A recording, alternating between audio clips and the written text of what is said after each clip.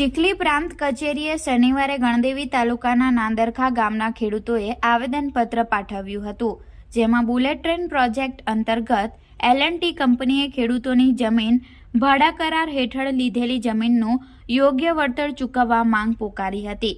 Bullet train પ્રોજેક્ટની કામગીરી માટે ગણદેવી તાલુકાના નાંદરખા ગામના ખેડૂતોએ L&T કંપનીને ભાડુઆત તરીકે જમીન આપી હતી, જેમાં કંપની દ્વારા જમીન અને વૃક્ષની મનસ્વી રીતે ગણતરી કરી કેટલાક ખેડૂતોને વધારે તો કેટલાકને ઓછું વળતર ચૂકવાતું હોવાના આક્ષેપ કર્યા હતા।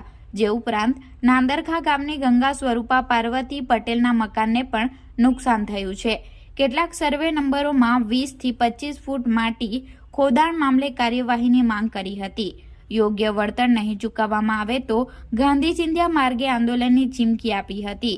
ખેડૂતો સાથે જિલ્લા કોંગ્રેસના પ્રમુખ શૈલેષ પટેલ પણ ઉપસ્થિત રહ્યા હતા। જિગ્નેશ કુમાર ઉકાભાઈ પટેલ, હું નાંદરખાનો રહેવાસી છું।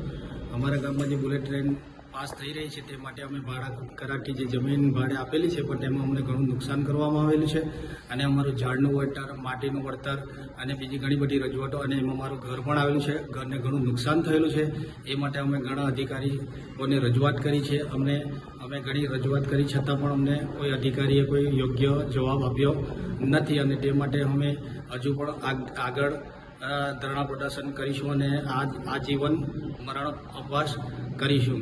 અને અમે આજે જે પ્રાંત સાહેબને આવેદનપત્ર આપીએ છીએ કે અમને યોગ્ય ન્યાય મળે અને અમારી જે કંઈ રજૂઆતો છે એને સાંભળે, એ જ અમારી સરકારને વિનંતી છે।